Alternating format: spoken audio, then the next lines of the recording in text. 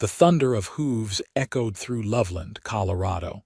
As Grace Cooper ran breathlessly toward the ramshackle cabin she called home, her heart pounding with dread. The four men who held her father's debt were coming to collect. And this time, they weren't interested in money. It was 1878, and the West had swallowed better people than her father, William Cooper, a man with grand dreams but poor judgment.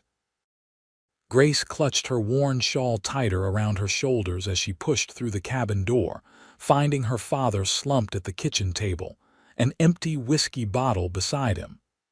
"They're coming, Pa," she gasped, still catching her breath. "Mr. Holbrook and his men are riding this way." William Cooper raised bloodshot eyes to his 20-year-old daughter, his face etched with shame. "Gracie, I'm sorry. I tried to win it back. Thought I had a winning hand." "How much this time?" Grace demanded, moving to peek through the window. In the distance, she could see dust rising from the road. $500, he mumbled. Grace felt her stomach drop, an impossible sum for people like them. "We don't have that kind of money. We barely have enough to eat." Her father's shoulders sagged further. "Holbrook said. He said if I couldn't pay." The words seemed to choke him. "Said what, Pa?" Grace pressed, though a cold fear was already building inside her. "He said he'd take you instead. Said his men would draw lots." The color drained from Grace's face. Elias Holbrook owned half the businesses in Loveland, including the saloon where her father gambled away what little they had. His reputation for cruelty was well known, and the men who worked for him were even worse, violent, ruthless opportunists who preyed on the desperate. "I'll run," Grace said, moving toward her small trunk of belongings. Her father grabbed her wrist. "They'll find you. They'll burn what's left of our place, and they might kill me." Before Grace could respond, the sound of horses approaching silenced them both.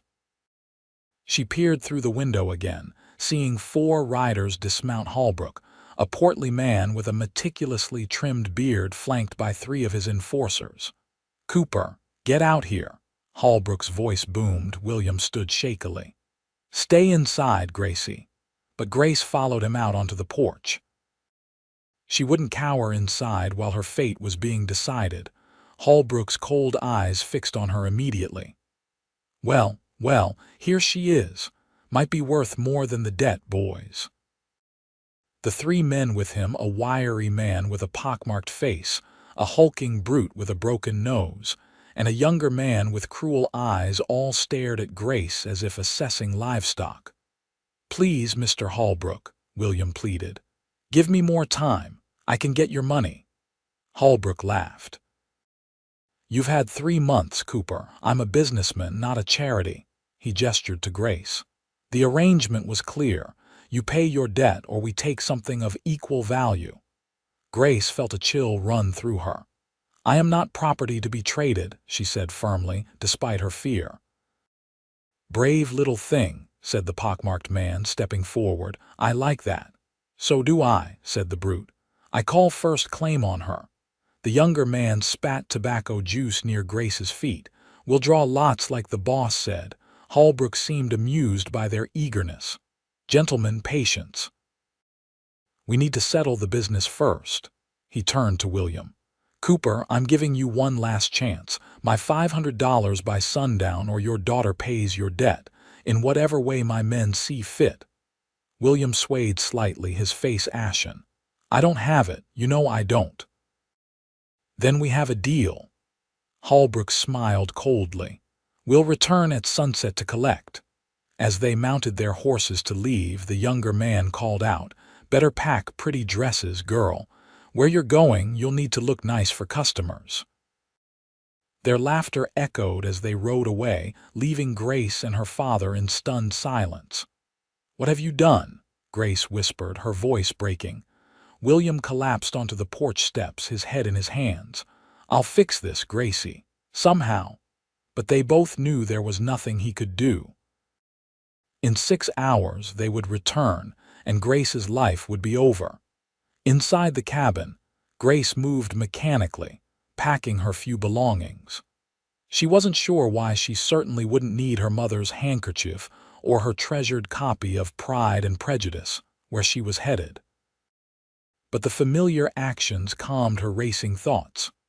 "I could try to borrow from the Wilsons," William suggested, watching her from the doorway. "The Wilsons have 5 children and barely enough for themselves," Grace replied flatly. "Maybe Pastor Edwards." "Pa, stop."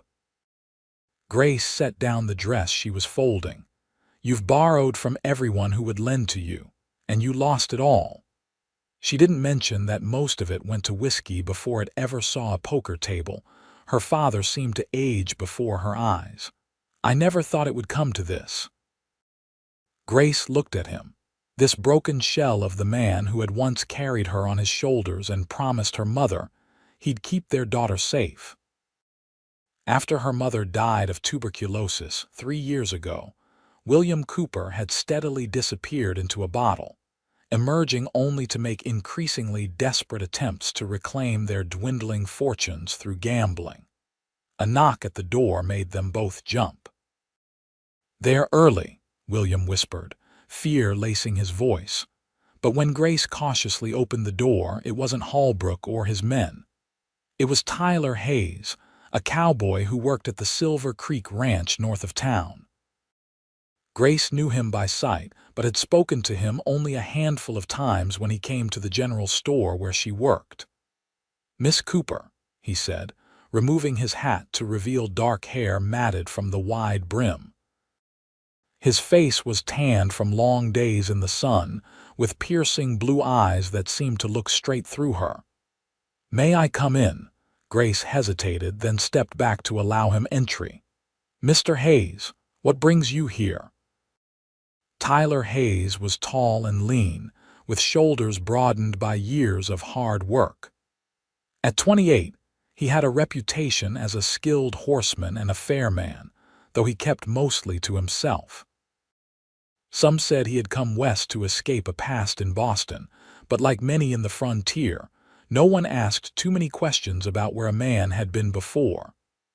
"I was in town," he explained, "and overheard something concerning at Holbrook's saloon."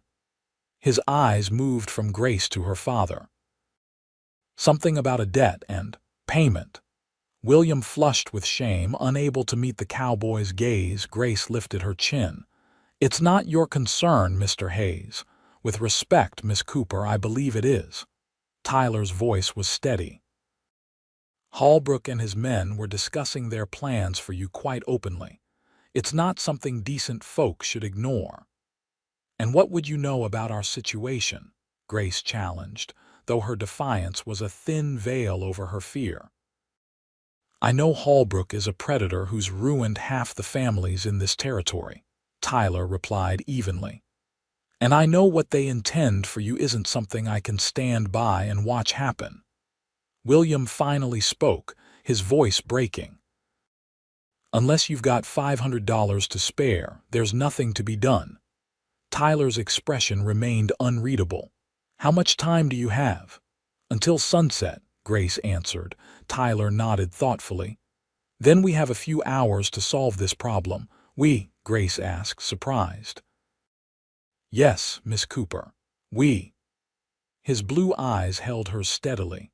"I don't make a habit of riding to the rescue, but I also don't abide by men who treat women like chattel."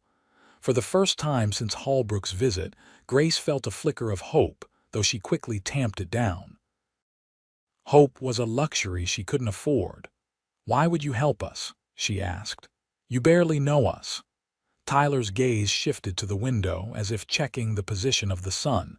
"Let's just say I've seen what men like Holbrook do, and I've regretted not stepping in before." He turned back to her. "Besides, no one deserves what they have planned for you." William stood up straighter, a glimpse of the proud man he'd once been showing through. "I can't ask another man to pay my debts." "You're not asking, I'm offering," Tyler replied, "but we need to move quickly." "I have a plan, but it requires some preparation." "What kind of plan?" Grace asked warily. "One that doesn't involve you being handed over to those men," Tyler said firmly. "But I need you to trust me." Grace studied him. She didn't know this man well, but something in his steady gaze made her want to believe him. What choice did she have, anyway? "What do you need us to do?" she finally asked. Tyler's plan was simple but risky. He would confront Holbrook and his men when they returned, offering to clear William's debt in exchange for leaving Grace alone. If Holbrook refused, which was likely, Tyler was prepared to force the issue. "You can't face all four of them," Grace protested, as Tyler checked his revolver. "I won't be alone," Tyler assured her. "I sent word to friends who owe me favors." He glanced at William. "No offense, Mr. Cooper, but you'd best stay inside when they arrive. You're in no condition to help if things get difficult." William nodded, the brief surge of dignity already fading. He retreated to the kitchen table, where an unopened bottle of whiskey sat temptingly. Grace watched him with a mixture of pity and resentment. He wasn't always like this, she felt compelled to explain. "After my mother died—" "You don't owe me explanations, Miss Cooper," Tyler interrupted gently. "We all have our burdens to bear."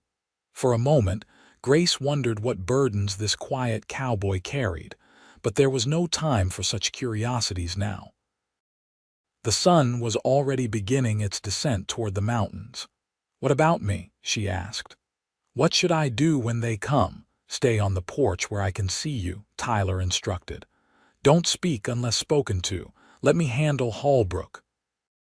As the afternoon wore on, Grace found herself watching Tyler as he made preparations, positioning his horse for a quick departure if necessary, checking sight lines around the cabin, moving a water trough to provide cover. He moved with a quiet confidence that was reassuring. "Have you done this sort of thing before, Mr. Hayes?" she finally asked. A ghost of a smile touched his lips. "Not exactly this, no, but I've faced down men like Holbrook before." And Tyler met her gaze steadily. "I'm still here." The sun was touching the peaks of the Rocky Mountains when they heard horses approaching. Tyler positioned himself casually against the porch railing, his stance relaxed, but his eyes alert. Grace stood by the door, her heart hammering in her chest. Inside, her father had succumbed to the whiskey bottle's temptation and was mercifully unconscious. Holbrook and his 3 men rode up in a cloud of dust, looking surprised to see Tyler there. They dismounted cautiously, hands hovering near their guns. "Well, what do we have here?" Holbrook drawled. "Tyler Hayes, isn't it? The Easterner playing cowboy at Silver Creek." "Holbrook," Tyler acknowledged with a slight nod. "This is private business, Hayes," the pockmarked man growled. "Best ride on." Tyler didn't move. "I'm making it my business, Carter." Holbrook's eyes narrowed. "Is that so? And what gives you the right to interfere in a legitimate debt collection?" "There's nothing legitimate about what you're planning," Tyler replied calmly. The brute with the broken nose laughed. "Cooper knew the terms when he borrowed the money. His girl is payment." "She's a person, not payment," Tyler said, his voice hardening. "And I'm here to clear Cooper's debt." Grace stared at Tyler in shock. Was he really offering to pay $500, a small fortune, for people he barely knew? Holbrook looked equally surprised. $500 is a lot of money for a ranch hand." "I have it," Tyler stated simply. The younger man spat again. "Boss, we had an agreement. The girl was promised." "Quiet, Jenkins," Holbrook snapped, his calculating eyes fixed on Tyler. "I'm curious why Mr. Hayes is so invested in this matter." "My reasons are my own," Tyler replied. "Do we have a deal?" Holbrook stroked his beard thoughtfully. "Perhaps the price has gone up. The girl is quite lovely and my men were looking forward to her company." Grace felt bile rise in her throat. Tyler's hand moved closer to his gun. "The price was $500. That's what Cooper owes. That's what I'm paying." "And if I refuse?" Holbrook challenged. "Then we have a problem," Tyler said quietly. The tension in the air was palpable. Grace held her breath, watching as the men sized each other up. Holbrook's men were spreading out slightly, trying to flank Tyler.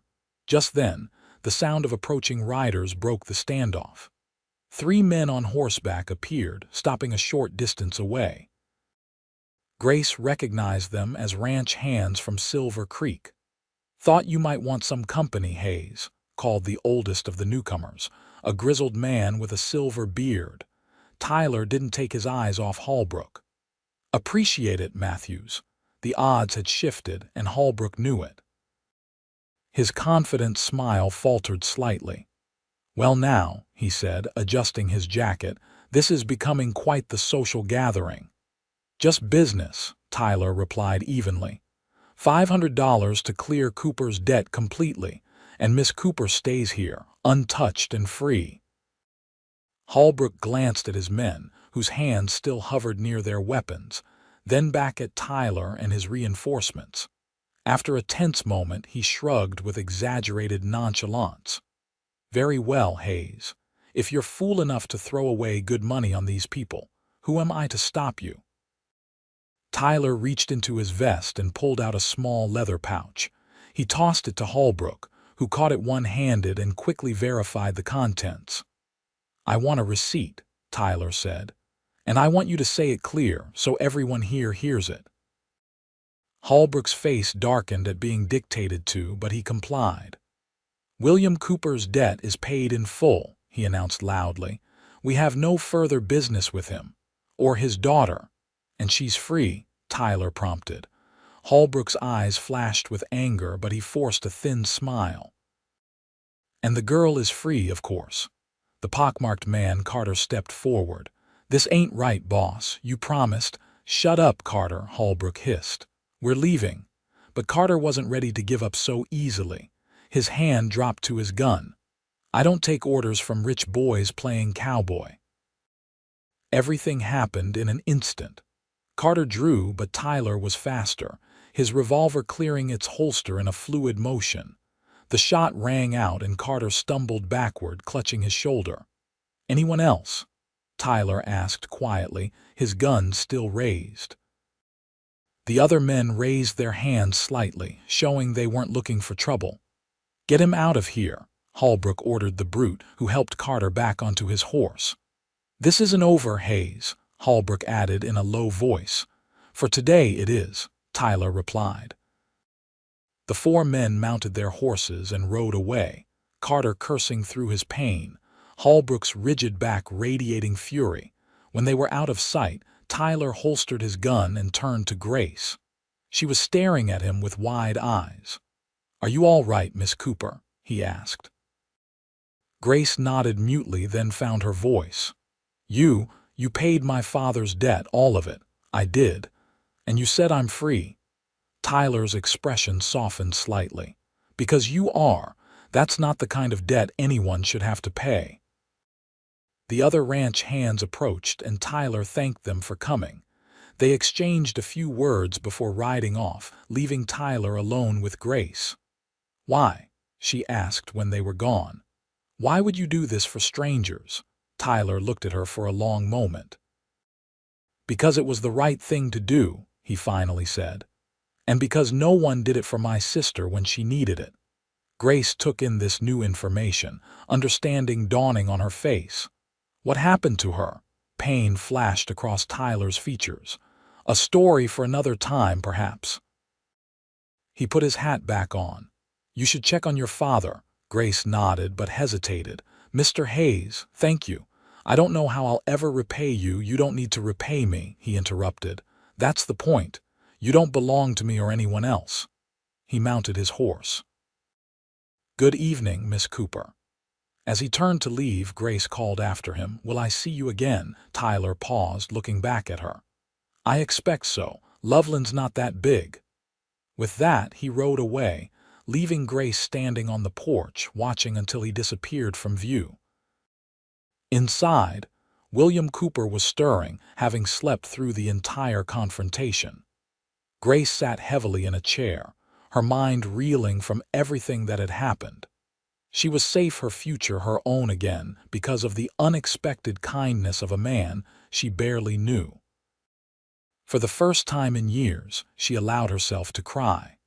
The next morning dawned clear and cool, a typical autumn day in Colorado. Grace rose early, as was her habit, and prepared for work at Jenkins' general store. Her father was still asleep, and she left him a note explaining that Holbrook's debt had been paid and they were safe. She didn't mention Tyler Hayes by name, knowing her father's shame would only deepen at owing such a debt to another man. That was a conversation for later, when William was sober enough to understand. As Grace walked the half-mile into town, she couldn't help scanning the streets for a glimpse of her unexpected savior. But there was no sign of Tyler or any of the Silver Creek hands. Perhaps that was for the best. She wasn't sure what she would say to him in the clear light of day. Mrs. Jenkins greeted Grace at the store with her usual motherly concern. "You look tired, dear. Everything all right at home?" "Yes, madam," Grace replied automatically, tying on her apron. "Just didn't sleep well." The older woman gave her a knowing look, but didn't press further. Mrs. Jenkins and her husband had always been kind to Grace, especially after her mother's death. They had even kept her employed when William's reputation for drinking and gambling began to affect how people treated his daughter. The morning passed quietly, with Grace stocking shelves and helping the occasional customer. Around midday, the bell above the door jingled and she looked up to see Tyler Hayes entering the store. Her heart gave an unexpected leap, which she immediately tried to suppress. "Mr. Hayes," she greeted, hoping her voice sounded normal. "What can I help you with today?"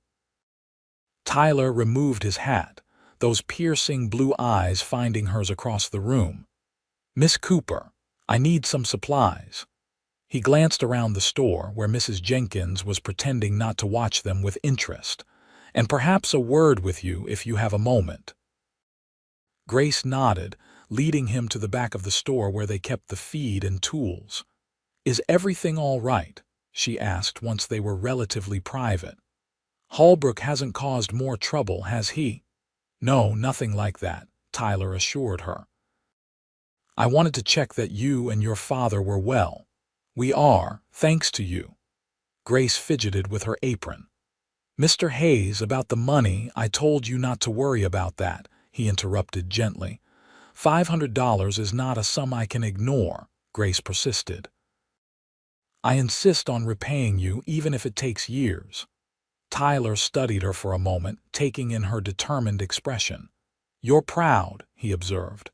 "I respect that, but the debt was never yours to begin with." "It wasn't yours either," Grace countered. A ghost of a smile touched Tyler's lips. "True enough." He seemed to consider something. "Would it ease your mind to have some way of working it off?" Grace nodded cautiously. "Yes, it would. Silver Creek could use help," Tyler said after a moment. "The ranch owner's wife is expecting their third child, and she's been looking for someone to help with the house and the children." Grace blinked in surprise. "You're offering me a job, if you want it," Tyler clarified. "The pay is fair, and you'd have a room of your own in the main house." "It would be honest work, Miss Cooper, not charity." The offer was unexpected but tempting. Working at the Jenkins store was respectable, but the pay barely covered their needs, especially with her father's habits. "What about my father?" she asked. "There's work for him too, if he wants it," Tyler said, though his tone suggested he had doubts about William Cooper's reliability. "The ranch always needs hands." Grace bit her lip, considering. "I would need to speak with the Jenkinses. They've been good to me, and I wouldn't want to leave them without notice." "Of course," Tyler agreed. "Mrs. Thornton, the ranch owner's wife, doesn't need help immediately. Think about it and let me know," Grace nodded. "I will, and thank you, Mr. Hayes. Not just for yesterday, but for this opportunity." Tyler replaced his hat.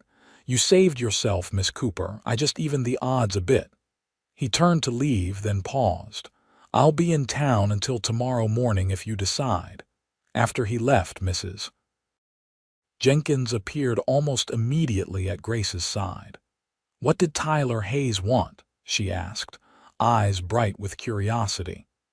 "And don't tell me supplies, because that man barely said 2 words to anyone before yesterday." Grace hesitated, then decided the truth or part of it was best.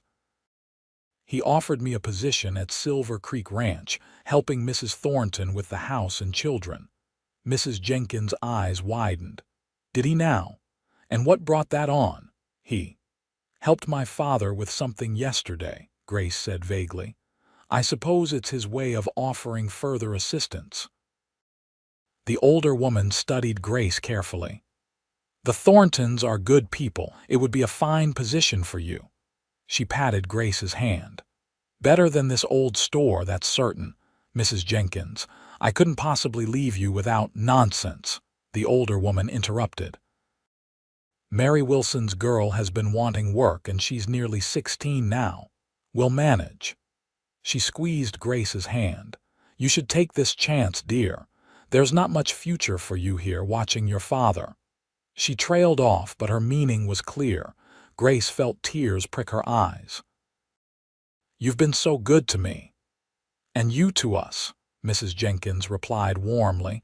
"But young women need opportunities, and this sounds like a good one."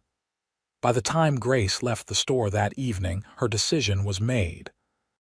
She would accept Tyler's offer. For both practical and personal reasons she wasn't quite ready to examine. At home, she found her father surprisingly sober, sitting at the kitchen table with a cup of coffee instead of whiskey. "Gracie," he greeted her, his eyes clearer than they'd been in months. "I read your note." Grace set down her basket. "Then you know we're safe from Holbrook." William nodded, looking older than his 45 years. "What I don't know is how. The note said the debt was paid, but not by whom or how." Grace took a deep breath and told her father everything: how Tyler Hayes had intervened, paid the debt, and confronted Holbrook and his men. William listened in silence, his face growing more haggard with each detail. When she finished, he covered his face with his hands. "What kind of father am I?" he whispered. "I nearly sold my own daughter to cover my gambling debts, and it took a stranger to save you." "Pa, don't," Grace said, not wanting to see him sink further into self-loathing. "What matters is that we have a chance to start fresh." William looked up, eyes red-rimmed. "How?" "I owe a fortune to a cowboy, and my reputation in this town isn't worth spit." Grace told him about Tyler's offer of work at Silver Creek Ranch. "It could be a new beginning for both of us," she finished. "Away from Holbrook and the saloons." Her father was quiet for a long time. "You want to go?" he finally asked. "I think we need to," Grace replied honestly. "There's nothing for us here but debt and bad memories." William nodded slowly. "You're right, of course. You always were the sensible one, like your mother." He reached across the table and took her hand. "I've let you down, Gracie." "Let her down too. But maybe it's not too late to try to be the father you deserve." Grace squeezed his hand, hope and skepticism warring within her. She'd heard promises before, after particularly bad binges or losses. But something felt different this time, perhaps the nearness of their escape, or the shame of having his daughter rescued by another man. "We'll try together," she said softly. The next morning, Grace sought out Tyler at the town's small hotel. He was just leaving for breakfast when she arrived. "Miss Cooper," he greeted her, seeming surprised but pleased. "You're out early." "I wanted to catch you before you left town," she explained. "I've decided to accept your offer both for myself and my father if the position for him still stands." Tyler studied her for a moment. "It does. But I should be clear, your father will need to stay sober if he wants to keep the job. Mr. Thornton runs a tight operation." Grace nodded, appreciating his honesty. "I've told him as much. He seems different since yesterday, determined." "I hope that's true," Tyler said, his tone suggesting he'd seen such promises broken before. "When can you start?" "The Jenkinses have already found a replacement for me," Grace replied. "We could be ready by the end of the week if that suits." "It does," Tyler confirmed. "I'll send a wagon for you and your belongings on Friday morning." As they stood there in the early morning light, Grace felt a strange mixture of gratitude, hope, and something else she couldn't quite name, something that made her heart beat a little faster when those blue eyes met hers. "Mr. Hayes," she began hesitantly, "I still don't fully understand why you've gone to such lengths to help us." Tyler's expression softened slightly. "Sometimes a person just needs someone to believe they deserve better, Miss Cooper." He replaced his hat. "Friday morning, then." As he walked away, Grace couldn't help but feel that her life had irrevocably changed course, and that Tyler Hayes might be more integral to that new direction than either of them realized. True to his word, Tyler sent a wagon on Friday morning. Grace and her father had packed their meager belongings, clothes, a few books, her mother's china teacup, and the family Bible. Everything else they were leaving behind, including the small cabin that had been their home for the past 5 years. The driver was Matthews, the silver-bearded ranch hand who had come to their aid against Holbrook.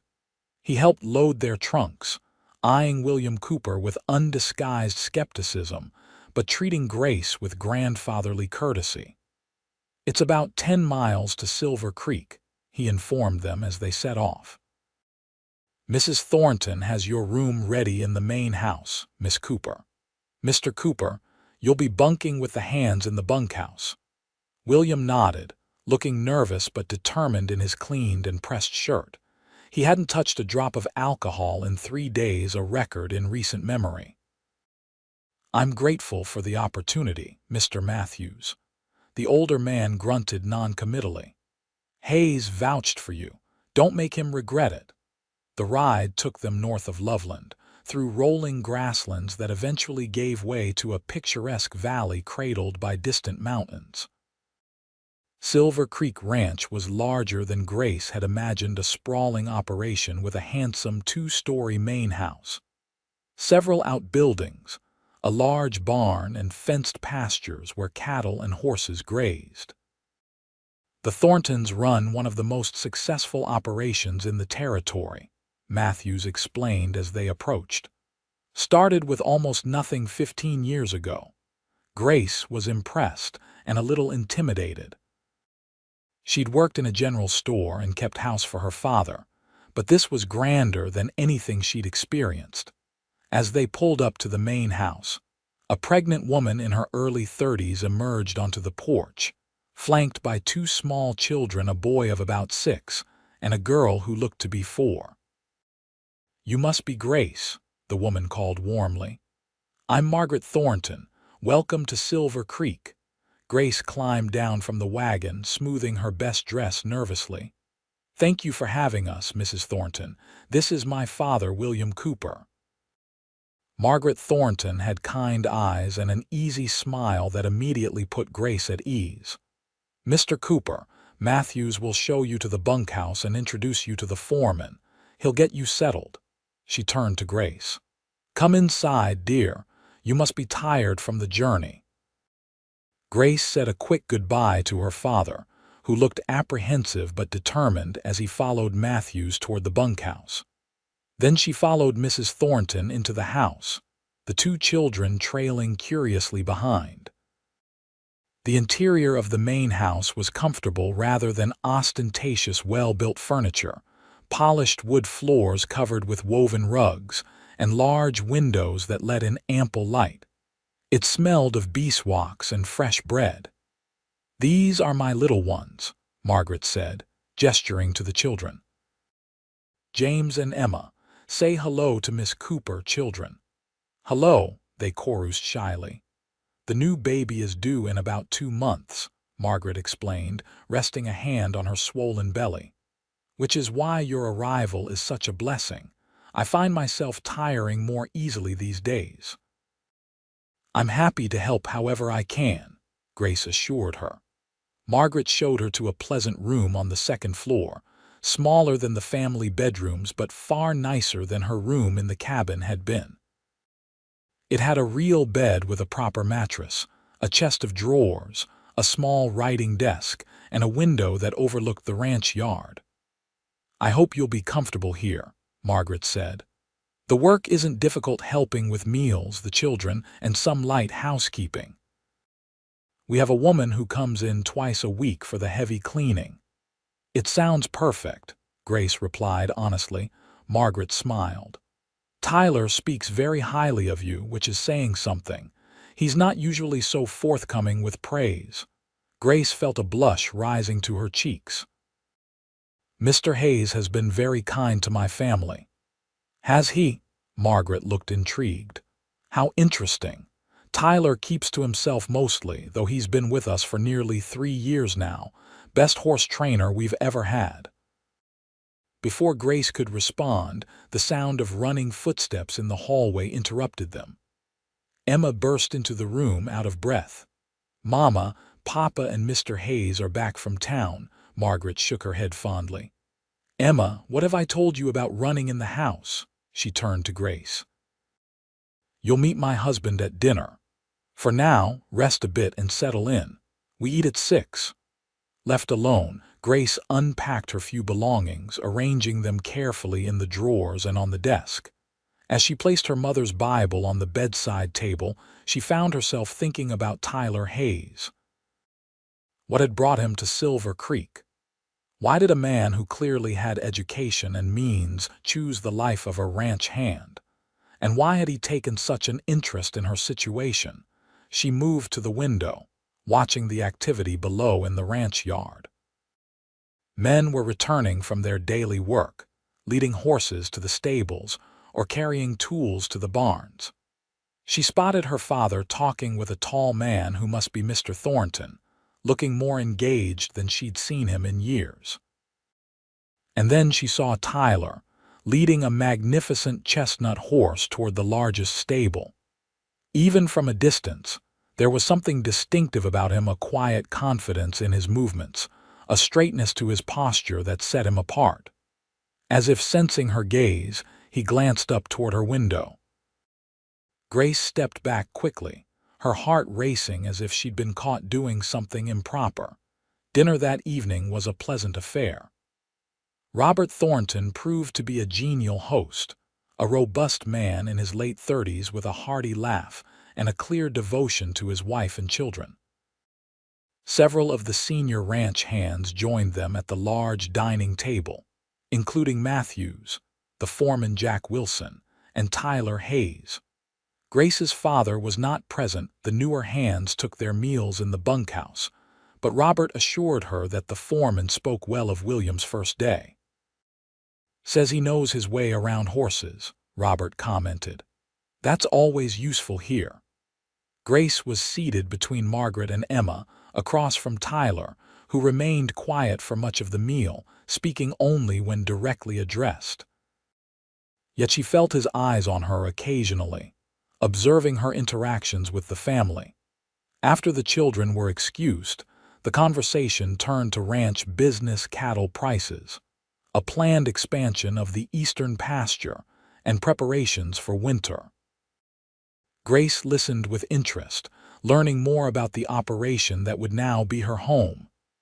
"Miss Cooper," Robert addressed her during a lull in the conversation, "I understand we have Tyler to thank for bringing you to us."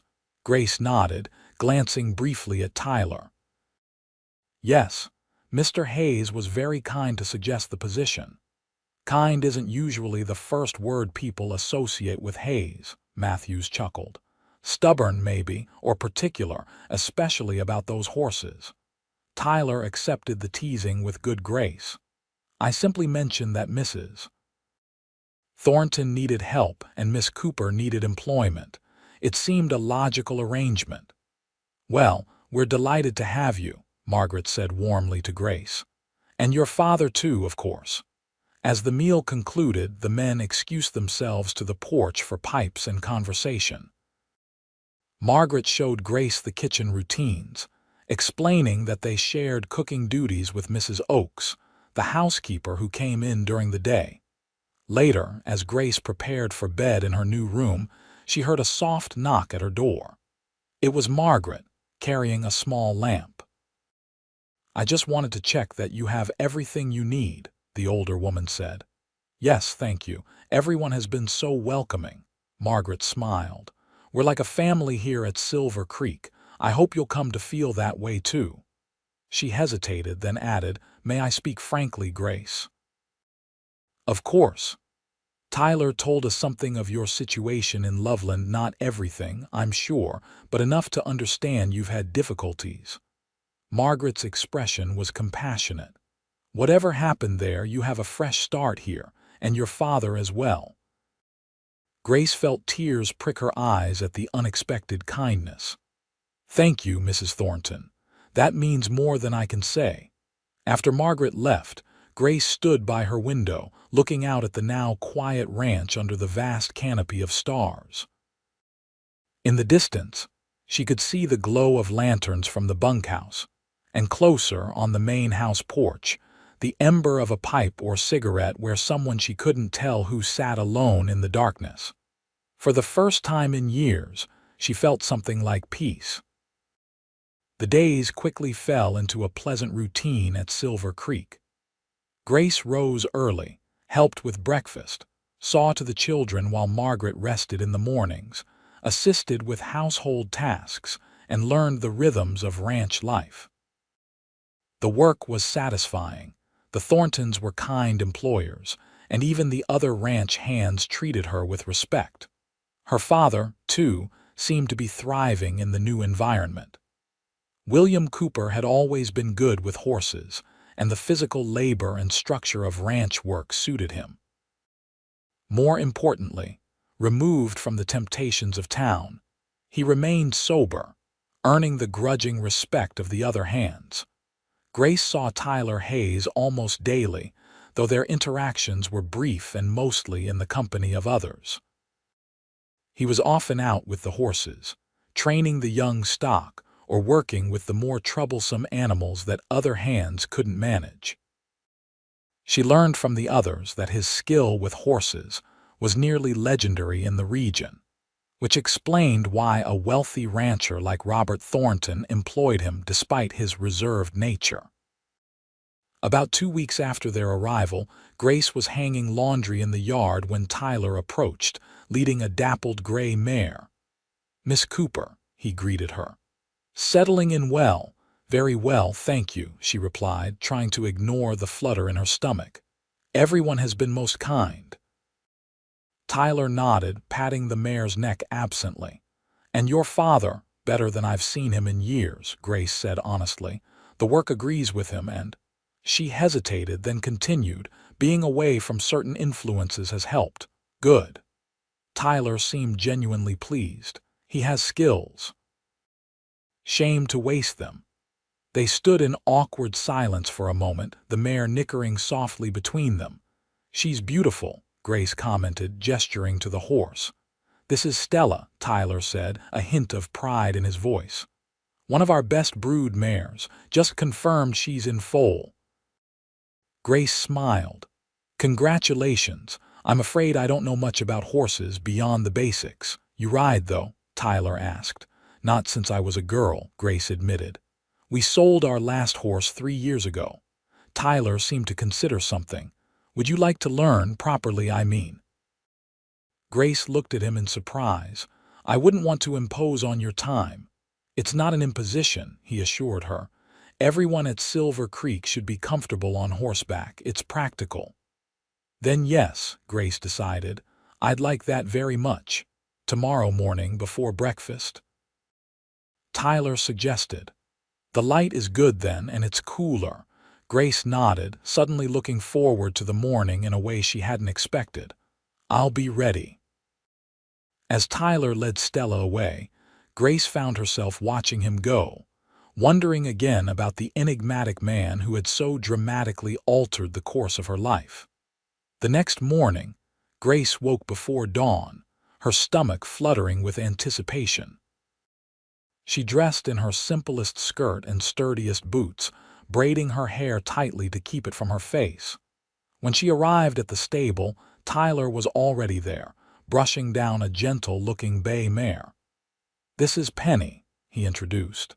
"She's patient and steady good for a beginner." Grace approached the horse cautiously, reaching out to stroke her velvety nose. "Hello, Penny." Tyler demonstrated how to saddle the horse, explaining each step clearly. His hands moved with practiced efficiency, and Grace tried to memorize the sequence of actions. "Your turn," he said, removing the saddle again. "Best way to learn is by doing." Under his watchful eye, Grace repeated the process. Her first attempt was clumsy, but Tyler's instructions were patient and precise. When she finally tightened the last strap correctly, she looked up to find him watching her with something like approval. "Good," he said simply. "Now mounting." For the next hour, Tyler taught her the basics of horsemanship: how to mount properly, how to hold the reins, the correct posture, and the subtle signals used to direct the horse. His teaching style was straightforward and calm, never making her feel inadequate even when she made mistakes. They stayed in the corral, Penny responding docilely to Grace's inexpert commands as they walked in circles and practiced simple turns. By the time the sun was fully up, Grace felt more confident, and Tyler pronounced her a quick study. "Same time tomorrow?" he asked as they led Penny back to the stable. "Yes, please," Grace replied, surprised by how much she'd enjoyed the lesson. As they unsaddled Penny together, their hands brushed briefly, sending an unexpected jolt through Grace. She stepped back quickly, flustered.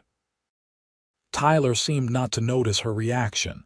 "You have a natural seat," he commented. "Good balance." "Thank you," Grace managed, willing her racing heart to slow. "I had an excellent teacher." A ghost of a smile touched Tyler's lips, and for a moment, Grace thought she glimpsed something beyond his usual reserve, a warmth that transformed his features and made him look younger, less guarded. "I should get back," she said reluctantly. "The children will be waking soon." Tyler nodded. "Tomorrow, then." As Grace hurried back to the house, she tried to make sense of her conflicted feelings. Tyler Hayes had saved her from a terrible fate, given her father a chance at redemption, and secured them both respectable employment.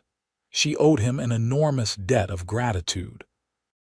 But the flutter in her stomach when he was near, the way her skin tingled where their hands had touched, that was something else entirely.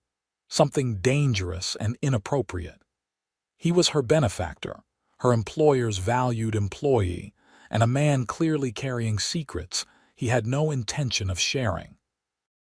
Developing tender feelings for him would be foolish in the extreme. Yet as the days passed and their morning lessons continued, Grace found herself increasingly drawn to the quiet cowboy with the piercing blue eyes. She learned to read the subtle shifts in his expression, to recognize the rare moments when his reserve slipped to reveal glimpses of dry humor or unexpected gentleness. She learned, too, about his reputation on the ranch. The other hands respected Tyler's skill and work ethic, but maintained a certain distance. He rarely joined in their evening card games or trips to town, preferring the company of his horses or a book in the quiet of his private corner of the bunkhouse. "Hayes keeps himself to himself," Matthews told her one afternoon when she was helping in the kitchen and casually asked about Tyler's background. "Been that way since he arrived. Mr. Thornton hired him after seeing him gentle a wild Mustang no one else could touch. Doesn't talk much about where he came from, and no one asks." "He mentioned a sister once," Grace ventured. Matthews raised an eyebrow. "Did he now? That's more than he's told most of us in 3 years." Her riding lessons with Tyler continued through October, gradually expanding beyond the corral to the meadows and trails surrounding the ranch. Grace proved an apt pupil, her initial nervousness giving way to genuine enjoyment of the freedom riding provided. One crisp morning in late October, they rode farther than usual, following Silver Creek itself up into the foothills. The aspens were ablaze with golden leaves, and the air carried the sharp scent of pine and coming winter. "It's beautiful," Grace breathed as they stopped to rest the horses by the creek. Tyler nodded, dismounting and helping her down from Penny. The casual touch of his hands at her waist sent that now familiar warmth through her, and she moved away quickly, pretending to adjust her skirt. "The Thorntons own all this?" she asked, gesturing to the surrounding landscape. "To the ridge line," Tyler confirmed, letting the horses drink from the clear stream. "Robert Thornton has built something remarkable here." "You admire him," Grace observed. "I do," Tyler acknowledged. "He's a fair man who's earned everything he has through honest work. Those are rare qualities." Grace studied Tyler's profile as he gazed up at the mountains. "Is that why you stay? Because you respect him?" Tyler turned to look at her, those blue eyes thoughtful. "Partly. And because Silver Creek has become a kind of home."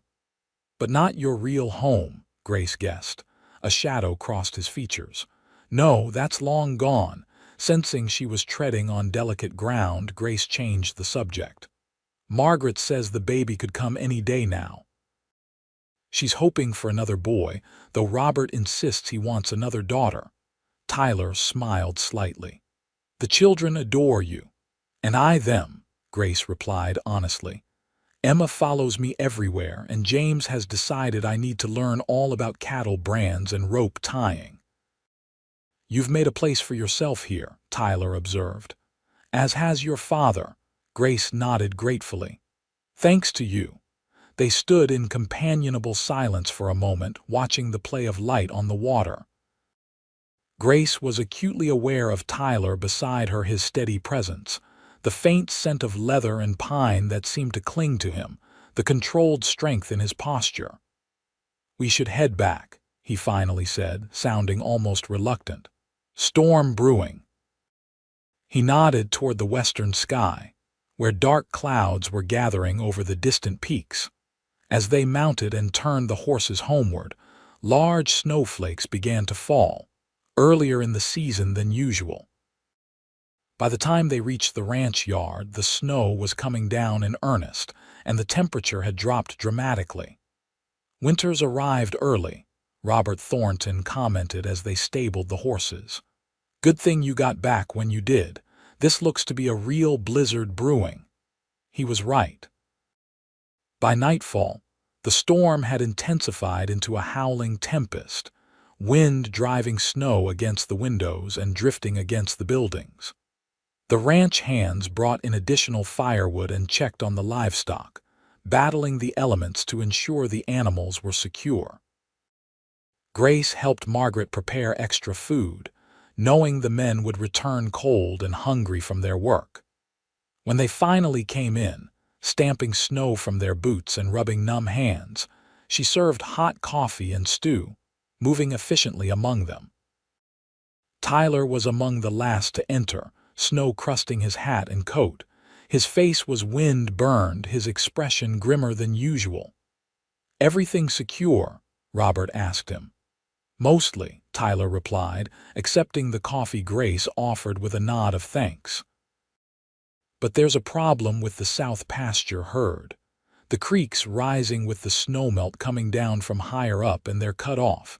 If it keeps rising, they could be in trouble." Robert frowned.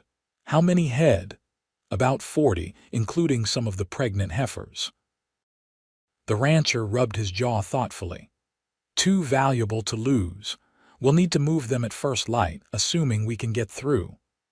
"If the storm lets up," the foreman added doubtfully, glancing toward the windows where snow still pelted the glass. "I'll go check the creek level again before dawn," Tyler offered. "If there's a window of opportunity, we should take it." Grace felt a twist of worry as she listened to their planning. The storm was fierce, and the thought of anyone venturing out in it, especially Tyler, filled her with dread. Later, as she was clearing dishes, Tyler approached her privately. "Your father volunteered to help with the herd tomorrow," he told her. "I wanted you to know." Grace felt a spike of alarm. "Is it dangerous?" Tyler didn't sugarcoat his answer. "Cold water, bad conditions, yes, there's risk. But he's capable and we need every experienced rider." She nodded, appreciating his honesty. "Thank you for telling me." Tyler studied her face for a moment.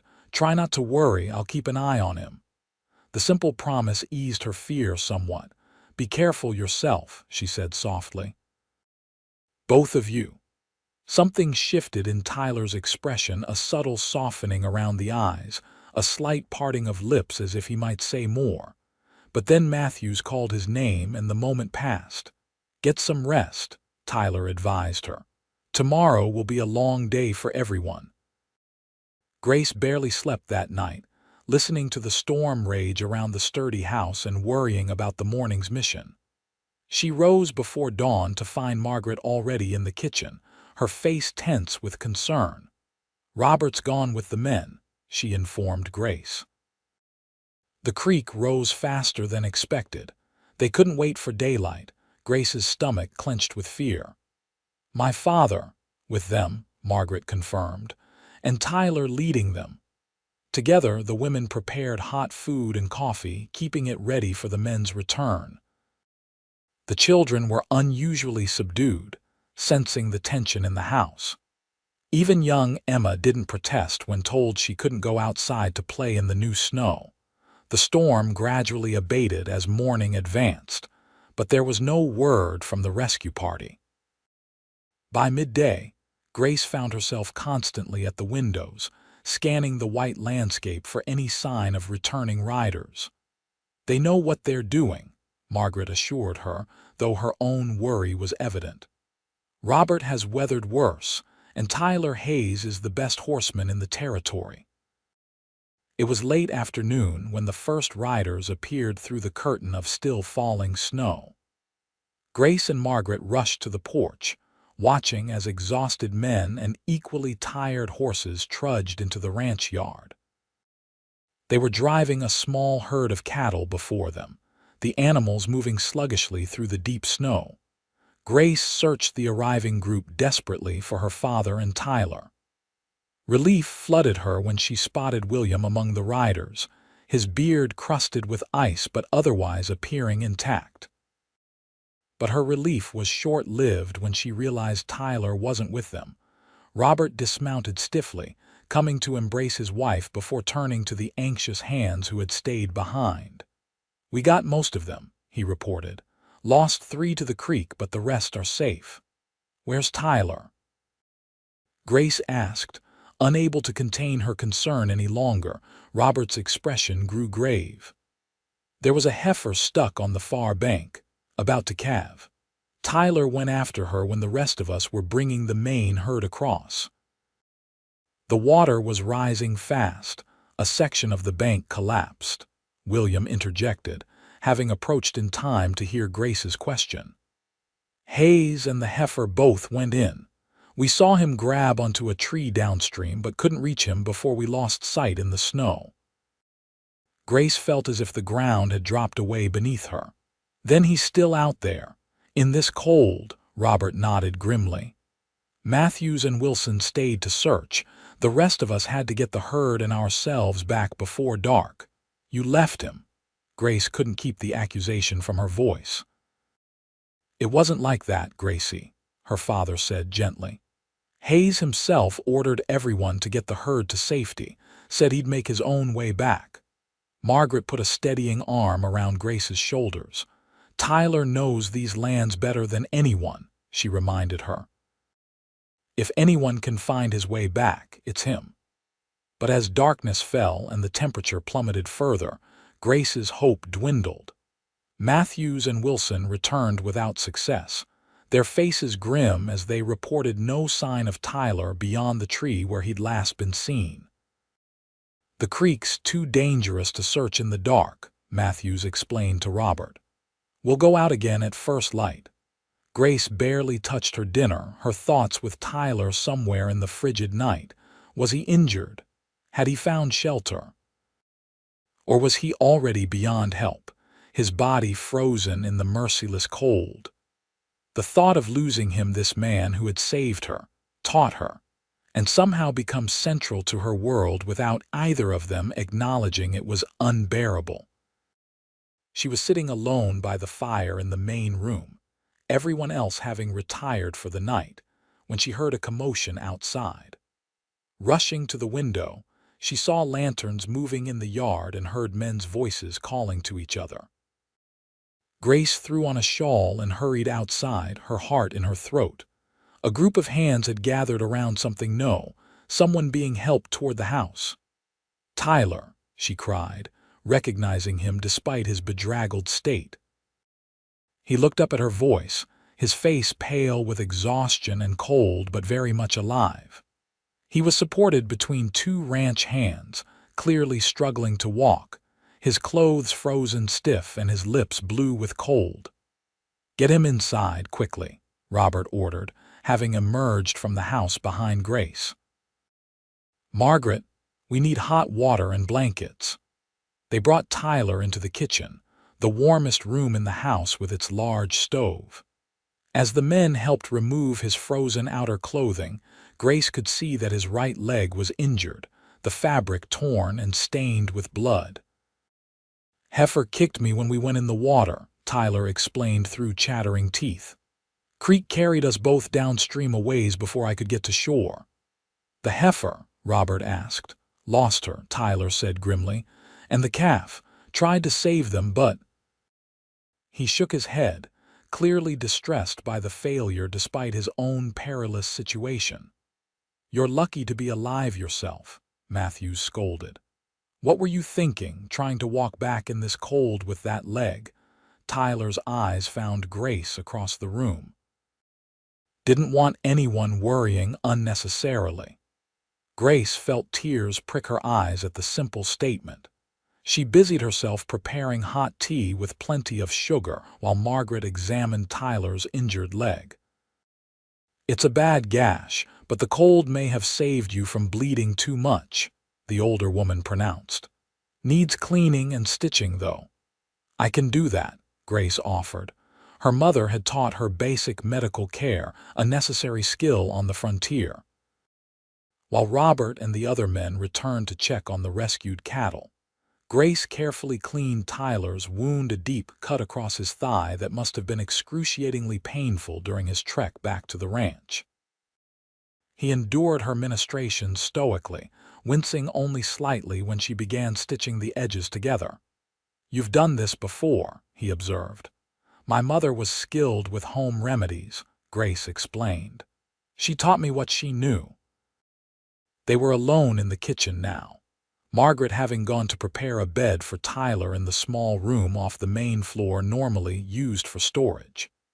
The intimacy of the situation, her hands on his bare thigh, his eyes watching her work, made Grace acutely self-conscious. "You could have died out there," she said softly, needing to break the silence. "But I didn't," Tyler replied simply. Grace tied off the last stitch and began bandaging the wound. "When they came back without you, I thought—" She couldn't finish the sentence, emotions threatening to overwhelm her. Tyler's hand covered hers where it rested on the bandage. "I'm not easy to get rid of, Miss Cooper." The touch of his cold fingers sent warmth radiating up her arm. Grace looked up to find those blue eyes watching her with an intensity that made her breath catch. "Grace," he said quietly, "I think after everything you might call me Grace." A slight smile touched his lips. "Grace," he repeated, as if testing the feel of her name. "And I'm Tyler, not Mr. Hayes or the cowboy who paid your father's debt." Grace felt her cheeks flush at the reminder of their unusual beginning. "Tyler," she acknowledged with a small nod. Margaret returned then, breaking the moment between them. "The room's ready," she announced. "Robert says you're to stay in the house until that leg heals, Tyler. No arguments." He looked as if he might protest but thought better of it. Yes, madam. With Margaret's help, Grace got Tyler settled in the makeshift bedroom.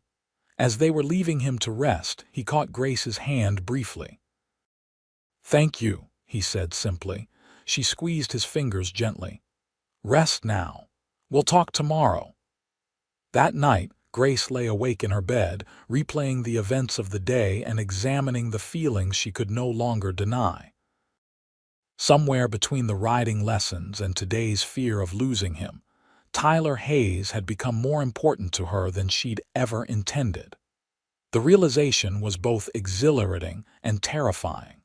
Tyler's recovery progressed steadily over the next week. The injury prevented him from riding or doing his usual work with the horses, but it gave him unexpected time in the main house, time that increasingly included Grace's company.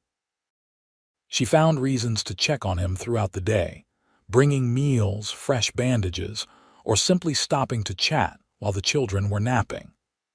Tyler was a surprisingly good patient, accepting his temporary confinement with more grace than Margaret had expected. "Must be your nursing," she teased Grace one afternoon. "He's usually restless as a caged mountain lion when he can't work." Grace blushed at the implication but couldn't deny that their relationship was shifting. The formal barriers between them were gradually dissolving, replaced by a comfortable familiarity and growing affection that neither acknowledged directly but both clearly felt. They talked for hours about books they had read, places they had seen, dreams they held. Tyler spoke little of his past, but he did share more about his sister, Amelia, who had died 5 years earlier. She was beautiful and kind. He told Grace one evening as they sat by the fire, the rest of the household already retired, too trusting for her own good. A man took advantage of that, charmed her, promised her the world, then abandoned her when she needed him most. Grace understood then what he had meant that day at her cabin, about no one helping his sister when she needed it. "Is that why you helped me?" she asked gently. "Because of Amelia?" Tyler considered the question. "Perhaps at first," he admitted, "but not entirely." His eyes met hers across the firelight. "You have a strength she lacked, a resilience I admired from the beginning." The compliment warmed her more than the fire. "I don't feel particularly strong or resilient most days." "That's often true of the strongest people," Tyler observed. "They don't recognize their own fortitude because they're too busy surviving." As his leg improved, Tyler began taking short walks around the ranch yard, leaning on a cane Robert had fashioned for him. Grace often accompanied him, ostensibly to ensure he didn't overtax himself, though they both knew her presence was no longer about duty. On one such walk, they encountered William Cooper mending tack outside the barn. He greeted them warmly, looking healthier and more content than Grace could remember seeing him in years. "Mr. Thornton's put me in charge of the stable," he told them proudly. "Says I have a way with the equipment as well as the horses." "That's wonderful, Pa," Grace beamed, genuinely pleased by her father's progress. After William returned to his work, Tyler commented, "He's a changed man from the desperate gambler I met in Loveland." "We both are changed," Grace replied softly. "Thanks to you." Tyler shook his head. "I only opened a door. You both walked through it yourselves." They continued their slow circuit, stopping to rest on a bench with a view of the mountains. The December air was crisp but not bitter, the winter sun casting long shadows across the snow-covered landscape. "Christmas is coming," Grace observed. "Mrs. Thornton says there's always a celebration here at the ranch." Tyler nodded. "The Thorntons make quite an event of it. Everyone from the neighboring ranches attends." "Will you dance at the Christmas gathering?" Grace asked impulsively. Tyler looked surprised by the question. "I'm not much for dancing." "Not even with the right partner," Grace challenged gently. Something flickered in Tyler's eyes, a warmth that made her heart race. "Perhaps," he conceded. with the right partner. The moment stretched between them, full of unspoken feelings and possibilities. Grace found herself leaning slightly toward him, drawn by an invisible force she couldn't resist. Tyler's hand found hers on the bench between them, his fingers entwining with hers. "Grace," he began, his voice low and uncertain, but whatever he meant to say was interrupted by Emma's voice calling from the house. "Miss Grace, Mama needs you. The baby's coming." The spell broken, they both stood quickly. Tyler squeezed her hand once before releasing it. "Go. Mrs. Thornton will need you." Grace hurried to the house, her mind spinning with both the excitement of the baby's imminent arrival and the tantalizing nearness of whatever had been about to happen between her and Tyler. Margaret Thornton's labor progressed rapidly. By midnight, she had delivered a healthy baby boy, whom she and Robert named Samuel. Grace assisted the midwife throughout, gaining a new appreciation for both the danger and wonder of childbirth. When it was over and mother and baby were resting comfortably, Grace finally emerged from the bedroom, exhausted but exhilarated. To her surprise, Tyler was waiting in the main room, apparently having refused to retire until he heard the news. "A boy," Grace told him, smiling tiredly. Perfect in every way. Relief washed over Tyler's face. "And Mrs. Thornton, tired but well," Grace assured him. "The midwife says she's strong as an ox." Tyler smiled, a real, unguarded smile that transformed his face and made Grace's heart flip in her chest. That's good news indeed. He insisted on walking her to the foot of the stairs, though his own room was on the main floor. As they paused at the bottom step, Tyler reached out to tuck a stray strand of hair behind her ear, his fingers lingering against her cheek. "You're remarkable, Grace Cooper," he said softly. Before she could respond, he leaned forward and pressed a gentle kiss to her forehead. "Sleep well," he murmured, then turned and walked back to his room, leaving Grace frozen on the step, her skin tingling where his lips had touched. The arrival of baby Samuel brought joy to Silver Creek Ranch, and the preparations for Christmas added to the festive atmosphere. Grace found herself busier than ever, helping Margaret with the infant while also assisting with holiday arrangements. Tyler returned to the bunkhouse once his leg was sufficiently healed, resuming his duties with the horses though still avoiding any strenuous riding. Their private moments became fewer, but the connection between them had undeniably deepened. Each glance, each brief touch when their paths crossed, carried greater significance. A week before Christmas, a letter arrived for Tyler. Grace noticed his expression darken as he read it, and later that day she overheard him discussing something urgent with Robert Thornton. That evening, Tyler sought her out as she was finishing her chores in the kitchen. "I need to go to Denver," he said without preamble. "Business that can't wait." Grace felt a stab of disappointment. "When will you leave?" "Tomorrow morning." "I should be back before Christmas, assuming the trains are running on schedule."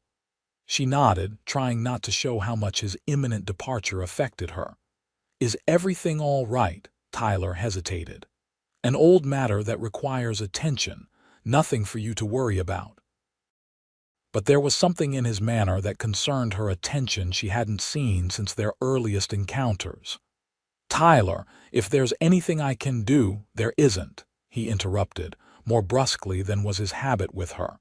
Seeing her hurt expression, he softened immediately. "I'm sorry. This is complicated. Will you tell me about it when you return?" Grace asked. Tyler's gaze held hers for a long moment. "Yes," he finally promised. "When I return, we'll talk properly about many things." The words sent a flutter of anticipation through her, despite her worry. Whatever was taking him to Denver, he intended to come back, and when he did, it seemed they might finally address the feelings growing between them. Tyler left early the next morning, before Grace was awake. She found herself counting the days until his expected return, trying not to imagine all the things that might prevent it. 4 days before Christmas, a fierce snowstorm descended on the region, halting travel and isolating the ranch.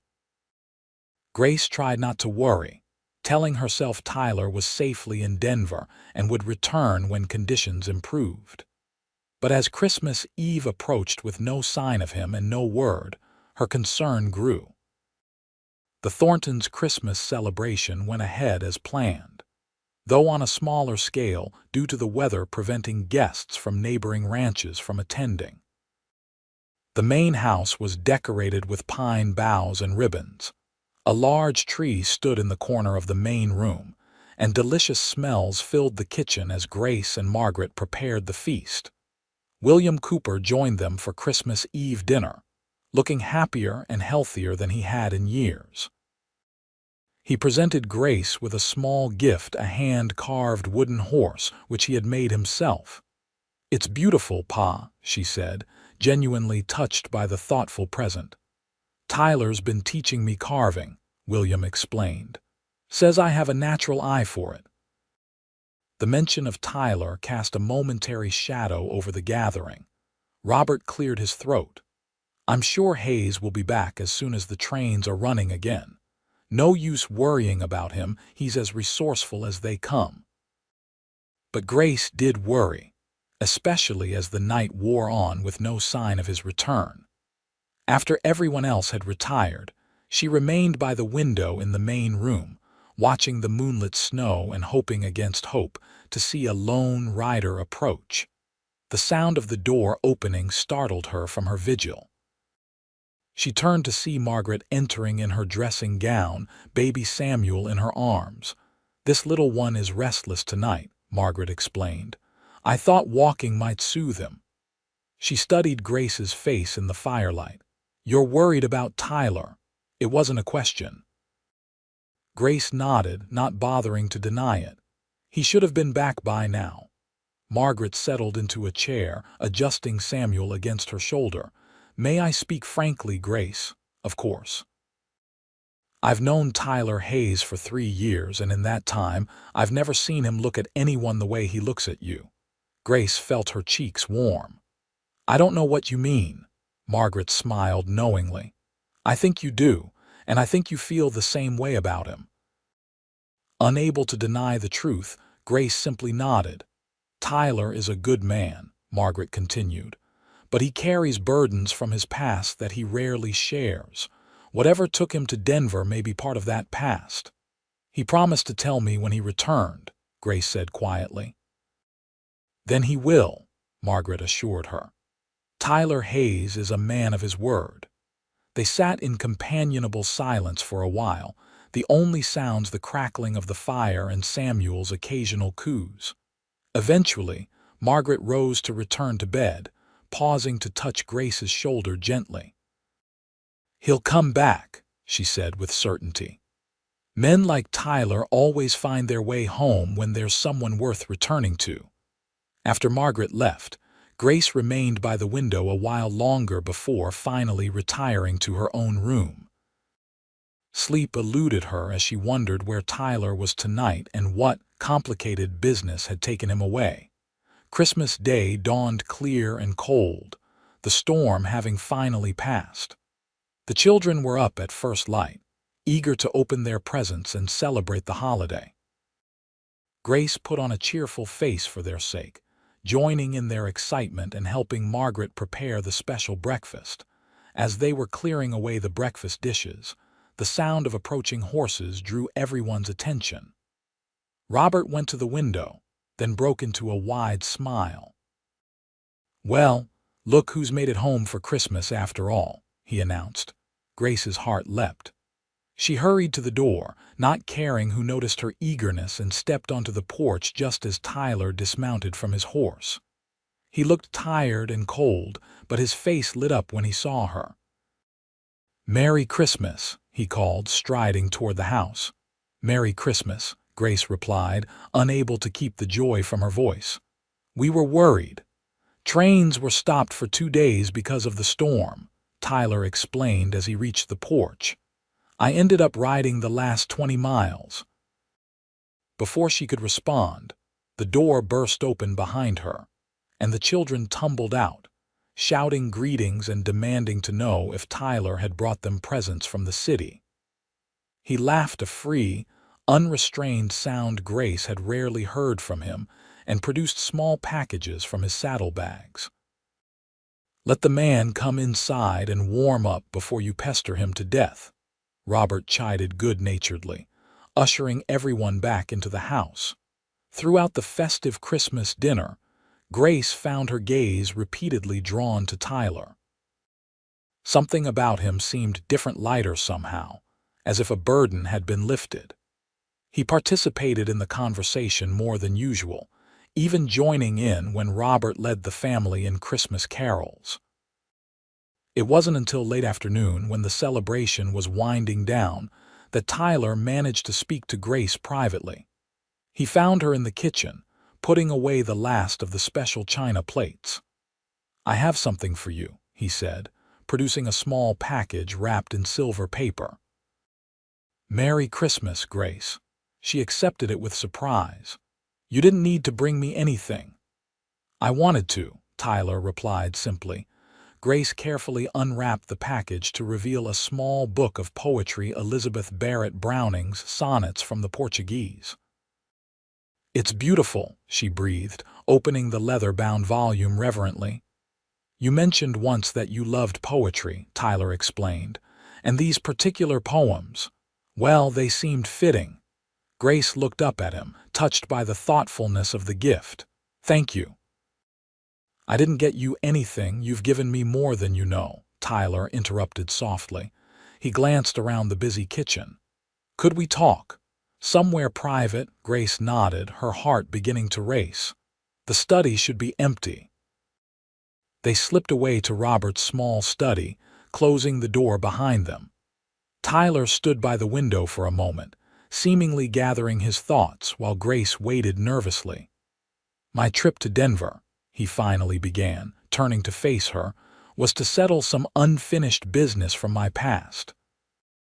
Grace nodded encouragingly. "The complicated matter you mentioned." "Yes." Tyler took a deep breath. "What I'm about to tell you I've never shared with anyone here at Silver Creek. Not even the Thorntons know the full story." He gestured for her to sit, then took the chair opposite her. "My full name is Tyler Hayes Blackwood. I come from a wealthy Boston family with interests in banking and railroads." He smiled wryly at her startled expression. "Not what you expected from a ranch hand, I imagine." "No," Grace admitted. "Though I always suspected you had education beyond most cowboys." Tyler nodded. "Harvard, actually, followed by a promising career in my father's bank. I was engaged to the daughter of another prominent family, a match arranged more for business than affection, though Caroline was a lovely woman." Grace tried to ignore the pang of jealousy at the mention of another woman. "What happened, my sister Amelia?" Tyler continued, his expression darkening. "She fell in love with a man named James Holbrook." Grace gasped. "Holbrook, not Elias Holbrook's nephew," Tyler confirmed grimly. "James was handsome, charming, and utterly without conscience. He seduced Amelia, promised to marry her, then abandoned her when she told him she was with child." Understanding dawned on Grace. "That's why you intervened in Loveland. It wasn't just about me, it was about Holbrook." "Partly," Tyler acknowledged.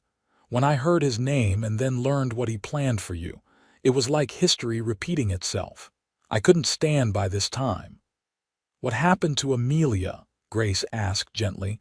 Pain flashed across Tyler's face. "She was devastated by James's abandonment and terrified of the scandal. Our father was a rigid man, obsessed with the family's reputation. When he discovered her condition, he disowned her." Tyler's hands clenched into fists. "I tried to help her, but I was away on business when she took her own life." Grace reached out impulsively, covering his clenched hand with her own. "Oh, Tyler, I'm so sorry." He turned his hand to clasp hers. When I returned and learned what had happened, I was consumed with guilt and rage. I confronted my father, denounced his cruelty, and broke off my engagement, causing exactly the kind of scandal he had tried to avoid. "And James Holbrook?" Grace asked. "I tracked him to Chicago, intending to call him out for what he'd done. But when I found him, he was already ruined, gambling debts, alcohol, living in squalor. Killing him would have been a mercy." Tyler's expression was hard. "Instead, I left him to his misery and headed west, determined to leave my old life behind." "But the Holbrooks followed you," Grace surmised. "Elias came to Loveland." Tyler nodded. "Not deliberately, I think. The West isn't that big when you consider the limited number of men with money and ambition. I recognized him immediately in Loveland, though he didn't know me, James, and I had never met." "Why Denver?" Grace asked, returning to his recent trip. "What unfinished business took you there?" Tyler's expression softened. "My father died 2 months ago. His lawyers have been trying to locate me since then. The letter that arrived was from my mother, asking me to come to Denver to meet with the family attorney." "To claim your inheritance," Grace guessed. "Yes, my father apparently had a change of heart in his final years. He left everything divided equally between me and my mother, with a substantial trust established in Amelia's name to help young women in difficult circumstances." Tyler's voice betrayed his complex emotions about this posthumous gesture. "My mother insisted I accept my share to honor his final wishes, if nothing else." Grace tried to process all these revelations. "So you're wealthy now?" Tyler smiled slightly at her bewilderment. "On paper, yes. Though I haven't decided what to do with the money or the Blackwood business interests." "Will you go back to Boston?" Grace asked, unable to keep the fear from her voice. Tyler's eyes locked with hers. "That depends," he said quietly. "On what?" "On you, Grace." Tyler rose from his chair and moved to kneel before her, still holding her hand. "These past months, getting to know you, watching your strength and kindness, I've found something I never expected to find again after Amelia died. Hope, purpose, joy." He paused, searching her face. "Love." Grace's heart seemed to stop, then race forward. "Tyler, I love you, Grace Cooper," he said simply. "I think I began falling in love with you that first day in Loveland when you stood on your porch and faced down 4 men with nothing but courage and dignity."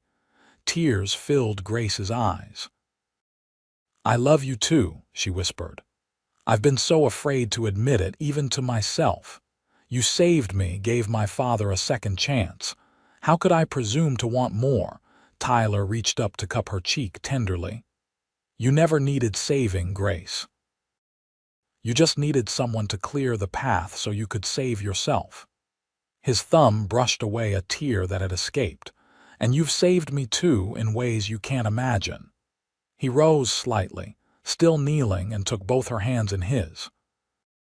"I don't care about the Blackwood fortune or what society expects of me. I only care about building a life with you if you'll have me." His blue eyes held hers steadily. "Grace Cooper, will you marry me?" Joy surged through Grace, bright and overwhelming. "Yes," she breathed.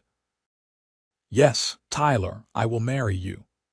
Tyler's face transformed with happiness. He leaned forward, one hand moving to cradle the back of her neck, and finally, his lips found hers in a kiss that felt like coming home. When they eventually broke apart, both breathless and smiling, Tyler rested his forehead against hers. "I was so afraid you'd think less of me when you knew my true background," he admitted. "That you'd see me as just another rich Easterner playing at being a cowboy." Grace shook her head. "I know who you are, Tyler Hayes or Blackwood, or whatever name you choose. You're the man who said she's free when others would have claimed me as payment. The man who teaches patiently, rides fearlessly, and loves completely."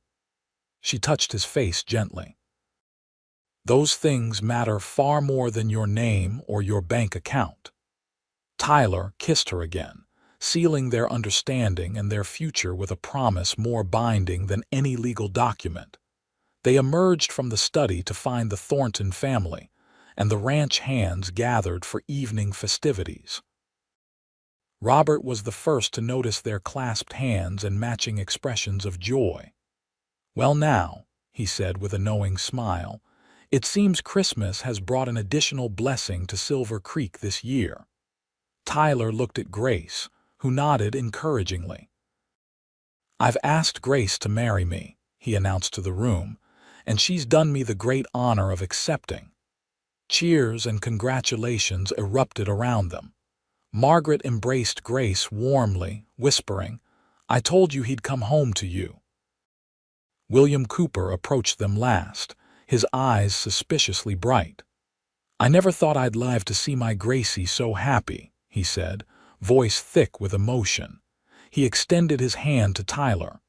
"You're a better man than I deserved for a son-in-law, but I'm grateful beyond words." Tyler shook his hand firmly. "We both love her, Mr. Cooper. That's a good foundation for any family." As the celebration continued around them, Tyler drew Grace aside for a moment. "There's something else I should tell you," he said. "While I was in Denver, I purchased some land near here, a small ranch about 10 miles east of Silver Creek." Grace's eyes widened. "Our own place," Tyler nodded. "It needs work, but the location is good, plenty of water, good grazing land. I thought we might build something there together." He looked suddenly uncertain. "Unless you'd prefer Boston or Denver, I have properties in both cities now." Grace laughed, joy bubbling up inside her. "Tyler Hayes Blackwood, do I look like a city woman to you? Of course I want our own ranch." She squeezed his hands. "As long as I'm with you, I'm home." That night, after the festivities wound down and the household retired, Grace stood alone on the porch, gazing up at the star-filled sky. The cold was bitter, but she barely felt it, warmed by the happiness glowing within her. The door opened behind her and Tyler stepped out, draping a warm blanket around her shoulders. "Stargazing?" he asked, wrapping his arms around her from behind. Grace leaned back against his solid warmth. "Giving thanks," she corrected. "6 months ago I thought my life was over. Now—" She turned in his arms to face him. "Now everything is just beginning." Tyler smiled, his face more open and relaxed than she had ever seen it. "I was thinking about names for our ranch," he said. "What do you think of Freedom Ranch?" Grace's heart swelled with love for this complicated, honorable man who had changed her life with 4 simple words. "She's free." "It's perfect," she whispered, rising on tiptoes to kiss him as the Christmas stars shone above their new beginning. The wedding of Tyler Hayes Blackwood and Grace Cooper took place the following spring, when the meadows around Silver Creek were carpeted with wildflowers. It was a simple ceremony held outdoors, with Robert Thornton standing as Tyler's best man and Margaret as Grace's matron of honor. William Cooper, now 6 months sober, proudly walked his daughter down the makeshift aisle. The guest list included not only the Silver Creek Ranch hands, but also neighboring ranchers and townspeople from Loveland who had come to know and respect the couple. Tyler's mother traveled from Boston for the occasion, a dignified woman whose reserve melted visibly when she saw her son's happiness. Even Mrs. Jenkins closed her store for the day to attend, beaming with approval as Grace and Tyler exchanged their vows. "I promise to walk beside you, not in front of you or behind you," Tyler said, his voice steady and sure as he held Grace's hands in his. "To respect your freedom and nurture your strength, to love you faithfully all the days of my life." Grace, radiant in a simple white dress with wildflowers in her hair, responded with equal conviction. "I promise to be your partner in all things, to face whatever comes with courage and hope, to love you completely and honestly through all the seasons of our life together." The celebration afterward lasted well into the night, with music and dancing under lantern light. True to his word, Tyler danced with grace, surprising everyone with his grace and skill. "Another hidden talent of yours, Mr. Blackwood," Grace teased as he guided her expertly through a waltz. "One of many I hope to share with you, Mrs. Blackwood," he replied, his blue eyes twinkling with promises. Work on Freedom Ranch had begun immediately after their engagement. Tyler's inheritance provided the means to build a comfortable home and outfit the operation properly. But they both insisted on doing much of the work themselves, wanting to pour their own labor and love into their new beginning. William Cooper joined them in their venture, taking charge of the stables and horse breeding program. His skills with horses had always been exceptional, and without alcohol clouding his judgment, he proved to be a valuable partner.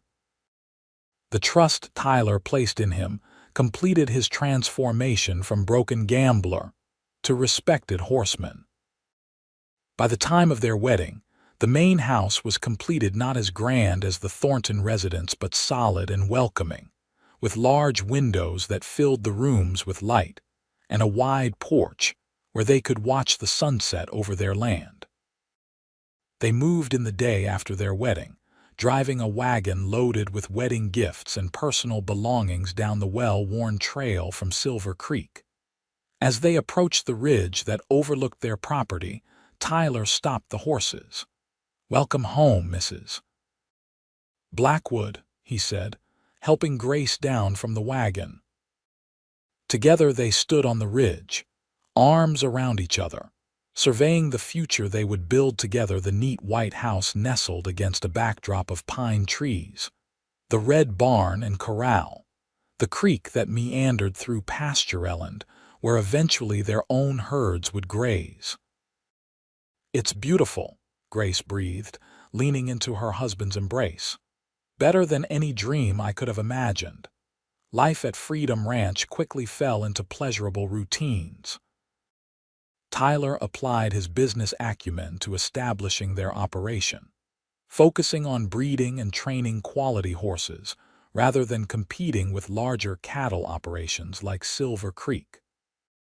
Grace kept the house and gardens, but also worked alongside Tyler in training the gentler mounts, developing a reputation of her own for working with nervous or injured animals.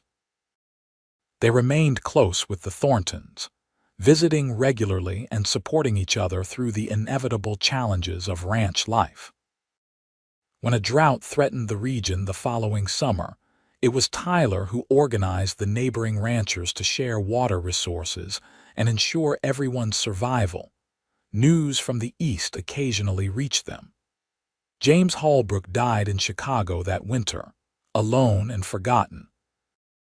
Elias Holbrook eventually sold his Loveland businesses and moved further west, his reputation for cruelty following him. The trust established in Amelia's name began its work in Boston, providing sanctuary and opportunities for young women in circumstances similar to those Grace had narrowly escaped. By their first anniversary, Grace had joyful news to share.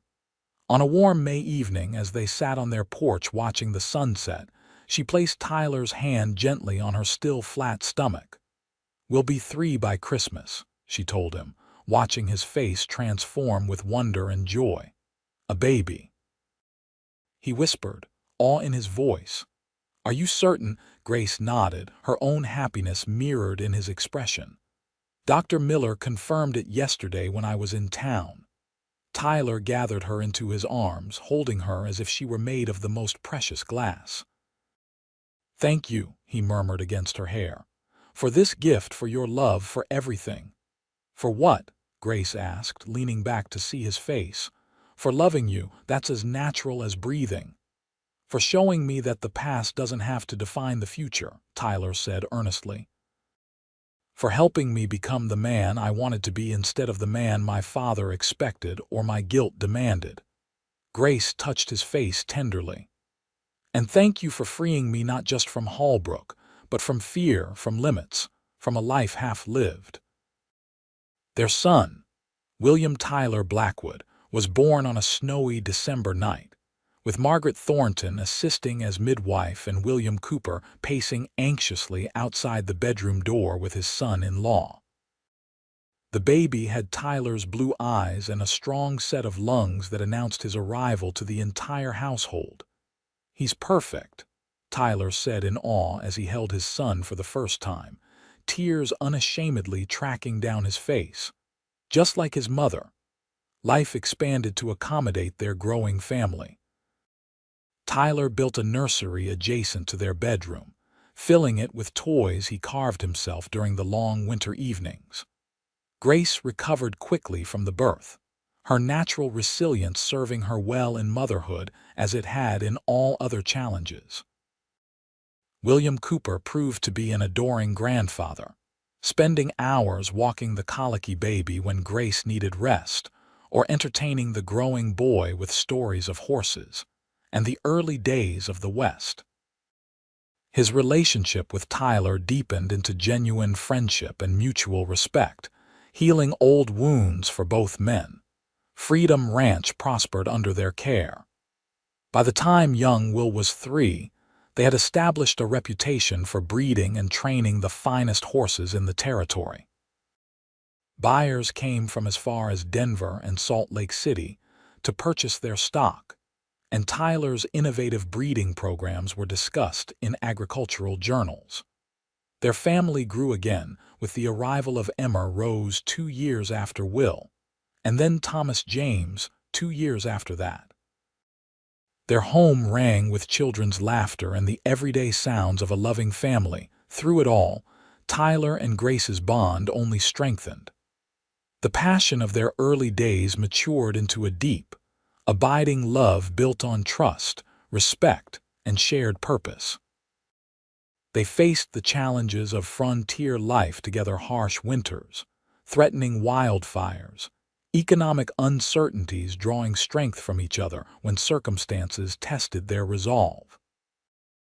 On their 10th wedding anniversary, Tyler surprised Grace with a special gift, a silver locket containing miniature portraits of their 3 children on one side and a tiny pressed wildflower on the other. "From the meadow where we were married," he explained as she examined it with delight. "A reminder of our beginning." That night, after the children were asleep, they sat on their porch as they often did, watching the stars emerge above their land. Grace leaned against Tyler's shoulder, content in the peaceful moment. "Are you happy, Tyler?" she asked softly. "With this life we've built." He turned to look at her, the years having added character to his handsome face but done nothing to diminish the love in his eyes.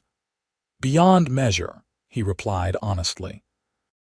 "There are days I still can't believe how fortunate I am to have found you, to have our children, to have created this haven."